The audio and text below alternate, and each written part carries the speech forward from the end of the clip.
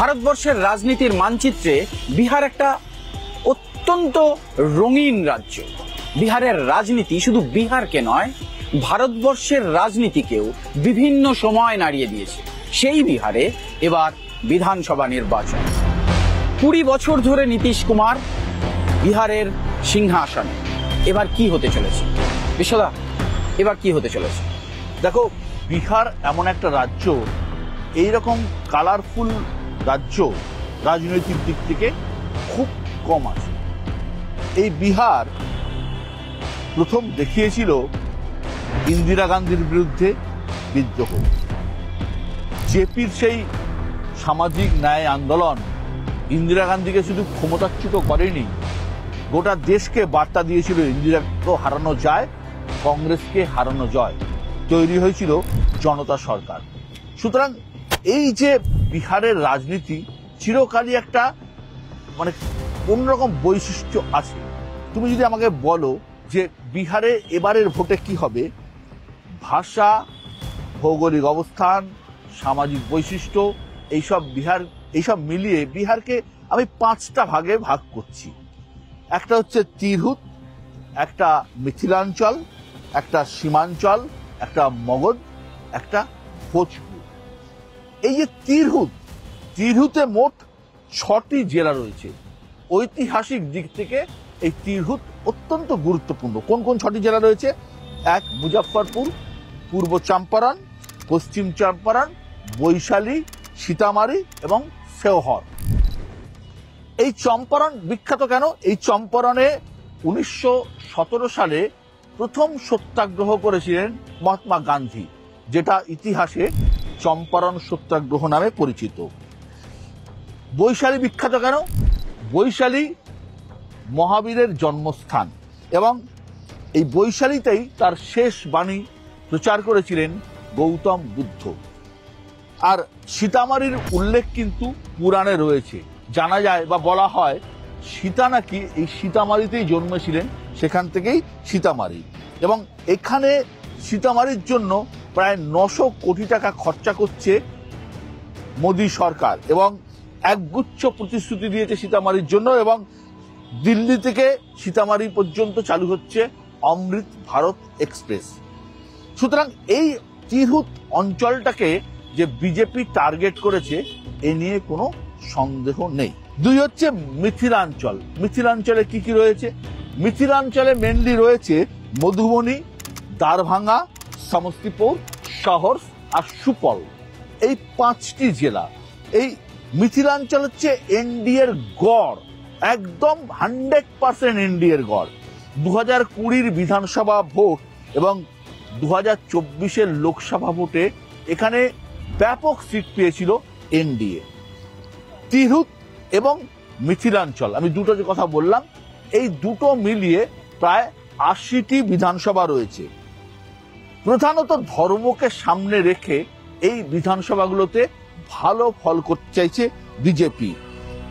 তুমি হয়তো জানো যে ভোটের আগে এই সীতামারিতে জানকী মন্দিরের যে সূচনা, তার ভূমি পূজা করেছেন অমিত শাহ। ये सीतामढ़ी में जो मंदिर बनने जा रहा है, वो मंदिर ये सिर्फ सीता माता का मंदिर नहीं है, ये पूरे मिथिलांचल का आध्यात्मिक और आर्थिक उन्नति का केंद्र बनना है। এবং এই এলাকায় মহাজোট বেশ কিছুটা চাপে, প্রধানত ধর্ম যেহেতু সামনে আসছে।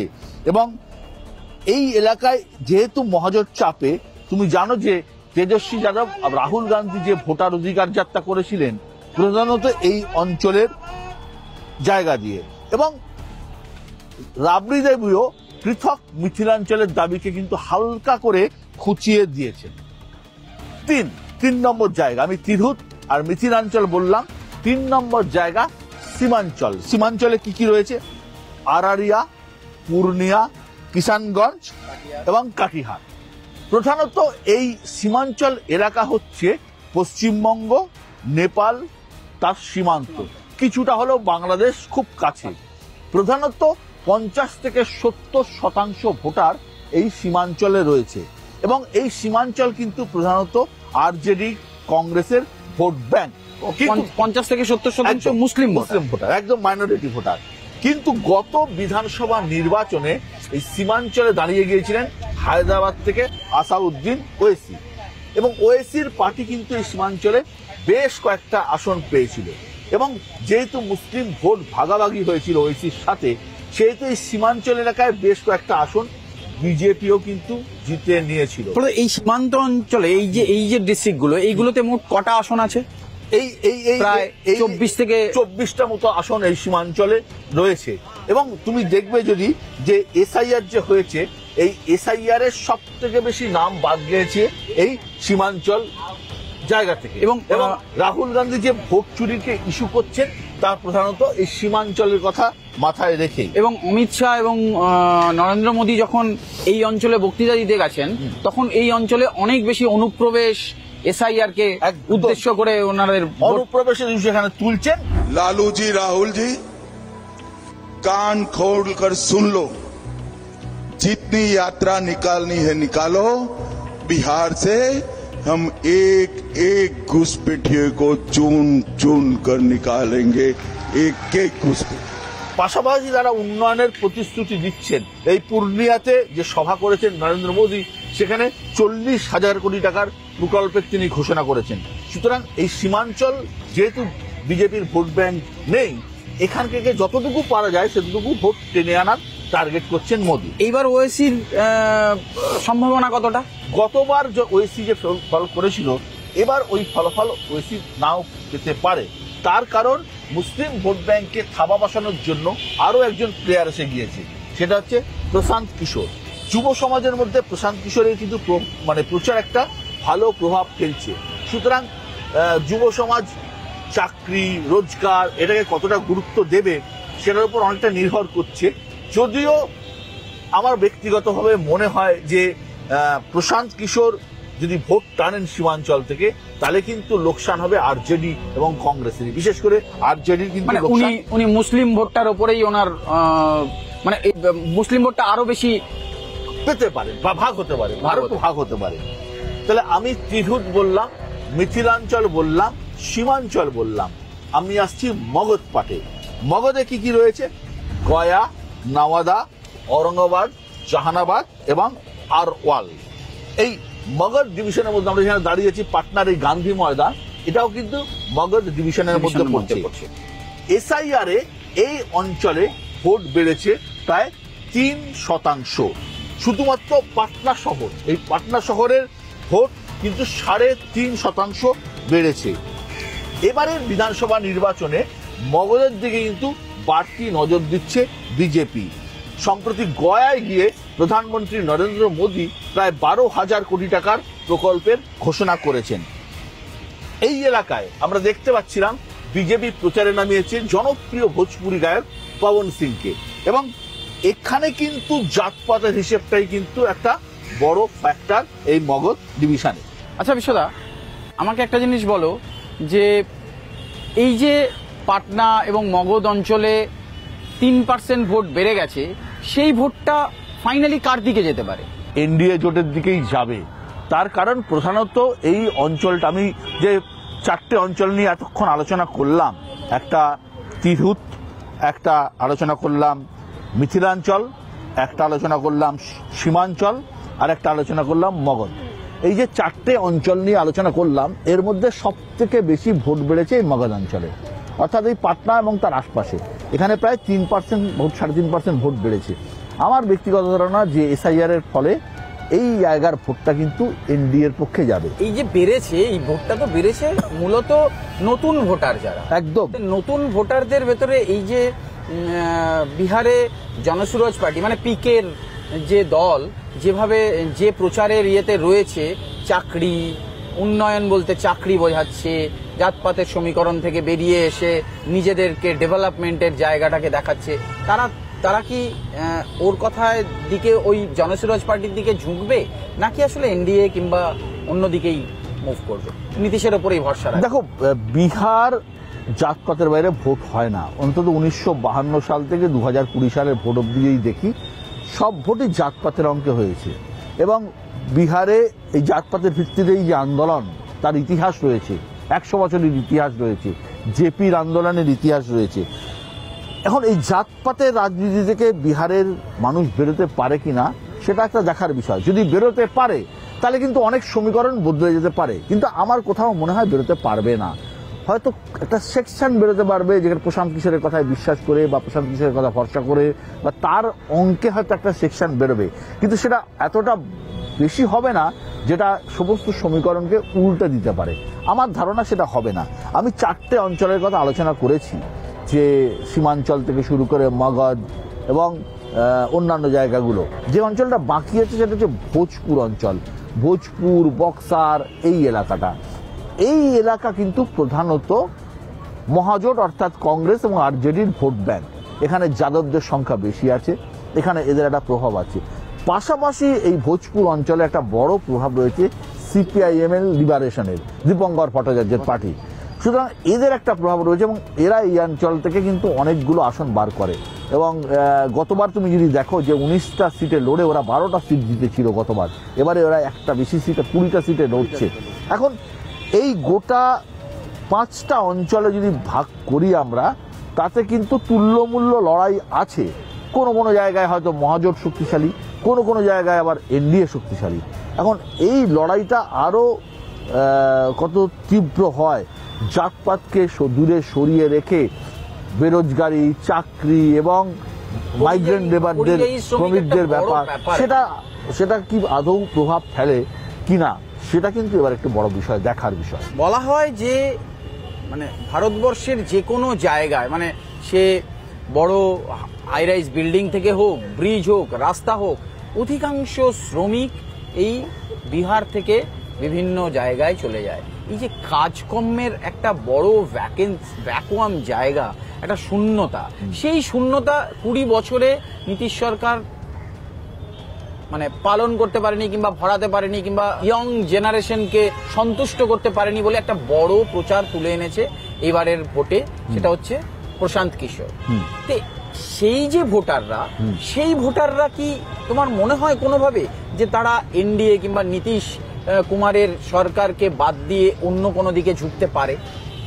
দেখো, আমি যেটা বারবার বলছি, এবারে কোথাও তাদেরও মনে হয়েছে যে প্রশান্ত কিশোরের ক্যাম্পেইন তাদের অস্বস্তিতে ফেলছে, যে কারণে নীতিশ কুমার মহিলাদের ব্যাংক অ্যাকাউন্টে 10,000 করে টাকা দিয়েছেন এবং ঘোষণা করেছেন তার দল ক্ষমতায় আসলে 1 কোটি সরকারি চাকরি দেবেন। এখন 1 কোটি সরকারি চাকরি দেওয়া, প্রতিশ্রুতি দেওয়া আর বাস্তবে কারণে অনেকটা কঠিন আছে। পাল্টা হিসেবে লালু প্রসাদের আরজেডির তেজস্বী যাদব কি বলছেন? তেজস্বী বলছেন যে তিনি 30,000 টাকা করে দেবেন এবং প্রত্যেকটা পরিবারে একজন করে সরকারি চাকরি দেবেন। এখন এগুলো সবই প্রতিশ্রুতি, এটা দেয়া খুব কঠিন। আজকের দিনে প্রতিটা পরিবারে একজন করে সরকারি চাকরি দেওয়া সত্যিই খুব কঠিন। তার কারণ সেই অর্থে বিহারের গড় আয় বা জিডিপি কিন্তু খুব খারাপ। এবং বিহারের যে শ্রমিকদের কথা তুমি বললে, যারা বাইরে কাজ করতে যান, কাজ নেই, কোথায় যাবেন কাজ করতে? পাটনা শহরকে দেখে আমরা গোটা বিহারকে বিচার করা ভুল হবে। সুতরাং এই গোটা বিহারের যে জনসংখ্যা, তুমি পশ্চিমবঙ্গ যদি দেখো, পশ্চিমবঙ্গের একটা বড় অংশ বিহার থেকে গিয়ে কাজ করছে। মাইগ্রেন্ট লেবার আছে, যারা নির্মাণ শ্রমিক আছে, চটকল শ্রমিক আছে, গাড়ি চালাচ্ছে, বড় বড় জোন হচ্ছে, বড় বড় জায়গায় কাজ করছে, নানা রকম জায়গায় কাজ করছে। সুতরাং এই বিহারি শ্রমিকদেরকে এক্ষুনি চাকরি দেওয়ার মতো জায়গা কিন্তু কোনো সরকারেরই নেই। এখন তারা এই আশ্বাসে বিশ্বাস করবে? আচ্ছা, তোমার এই যে একটা দীর্ঘ মানে সাংবাদিকতার জীবনে তোমার কি মনে হয় যে ভোটে এই চাকরি দেওয়া এবং না দেওয়া, প্রতিবারের এই প্রতিশ্রুতি, ভোটের সামনে এসে যে প্রতিশ্রুতি, সেটা কত % ভোটকে সুইং করাতে পারে? এটা তো দেখো, স্টেটের ক্ষেত্রে, প্রতিটা স্টেটের ক্ষেত্রে আলাদা। কেরলের ক্ষেত্রে যেটা প্রযোজ্য, বিহারের ক্ষেত্রে সেটা প্রযোজ্য নয়। তামিলনাড়ুর ক্ষেত্রে যেটা প্রযোজ্য, বিহারের ক্ষেত্রে প্রযোজ্য নয়। প্রধানত যেহেতু শিক্ষার হার খুব ভালো নয় বিহারে, সেহেতু আমজনতা কতটা বিশ্বাস করবে, বিশ্বাস করে কতটা ভোট দেবে আমার সন্দেহ আছে। আমার কোথাও মনে হয় শেষ বিচারে বিহারে ভোট হবে সেই জাতপাতের ভিত্তিতে। আর একটা ছোট্ট প্রশ্ন এইখানে তোমাকে জিজ্ঞেস করি, সেটা হচ্ছে যে তুমি একটা ছোট্ট মিথিলার যেই অংশটুকু সেইখানটায় মিথিলাঞ্চলটুকুকে কেন্দ্র করেই বিহারের রাজনীতিতে ধর্ম ফ্যাক্টর হয়, কিন্তু এই গোটা রাজ্যে বাকি যে জেলাগুলো আছে সেখানে ধর্ম মানে ধর্মের যে অঙ্কে রাজনীতির সঙ্গে ধর্ম যেখানে মিলেমিশে আছে বিজেপি কিংবা এনডিএর এই জায়গাটার মধ্যে, সেখানে কাজ না করে সেখানে জাতপাতের অঙ্ক কাজ করে। এর কোনো ব্যাখ্যা তোমার কাছে? না না, ধর্ম ফ্যাক্টর হয়, ধর্ম সবসময় বিহার উত্তরপ্রদেশের মতো গোবলায় রাজ্যে ধর্ম ফ্যাক্টর হয়। বিহার একমাত্র রাজ্য যেখানে বিজেপি কিন্তু ক্ষমতায় আসতে পারে এককভাবে। গোবলায়ের একমাত্র রাজ্য, সারা ভারতবর্ষের গোবলায়ের রাজ্যগুলিতে বিজেপি এককভাবে ক্ষমতায় এসেছে। সব কটা রাজ্যে, মধ্যপ্রদেশ বলো, রাজস্থান বলো, উত্তরপ্রদেশ বলো, সমস্ত রাজ্যে বিজেপি ক্ষমতায় এসেছে, ঝাড়খণ্ড বলো, কিন্তু একমাত্র রাজ্য বিহার যেখানে বিজেপি আজ পর্যন্ত এককভাবে ক্ষমতায় আসতে পারেনি। তাকে চরিত্রের উপর ভরসা করতে হয়েছে, নির্ভর করতে হয়েছে। এখন এই যে মিথিলাঞ্চলের কথা তুমি বলছো, এই মিথিলাঞ্চল প্রধানত হিন্দু প্রধান অঞ্চল, সুতরাং এই জায়গাতে বেশিরভাগই হিন্দুদের মত, এবং বিজেপি অবশ্যই হিন্দু ভোট ব্যাংককে ক্যাপচার করার চেষ্টা করছে। সেই কারণে তুমি যদি দেখো যে এই যে আমি যদি মানে ক্যান্ডিডেটের তালিকা দেখি, তাহলে ক্যান্ডিডেটদের মধ্যে কি আছে যে কায়স্থ, ব্রাহ্মণ, রাজপুত, উচ্চ বর্ণের যে আছে তাদের বিহারের মোট ভোটারের 10% হচ্ছে উচ্চ বর্ণের মানুষ। 100% ভোটারের মাত্র 10%, অথচ 64% প্রায় হচ্ছে তোমার ওবিসি এন্ড ইবিসি। হ্যাঁ, একদম। তো এই 10% হচ্ছে শুধুমাত্র উচ্চ বর্ণের মানুষ।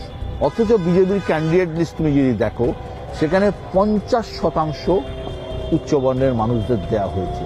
সুতরাং অঙ্ক খুব পরিষ্কার যে হিন্দু ভোট ব্যাংকে এক করো এবং ওবিসি ইবিসি অর্থাৎ ব্যাকওয়ার্ড ক্লাস এবং এক্সট্রিম ব্যাকওয়ার্ড ক্লাস, সেই ভোট ব্যাংকেরও একটা বড় পার্সেন্টেজ নিজের দিকে ফেলো। বিহার পলিটিক্সে লালু প্রসাদ এবং তেজস্বী যাদবদের যাদব ভোট ব্যাংক রয়েছে, পাশাপাশি মুসলিম ফ্র্যাকচার্ড মুসলিম ভোট ব্যাংক রয়েছে, এছাড়া কিন্তু ভোট ব্যাংক নেই। সুতরাং শুধুমাত্র যাদব ভোট ব্যাংকের উপর ভর করে বিহার যেটা কিন্তু তেজস্বীর পক্ষে কঠিন বিষয়।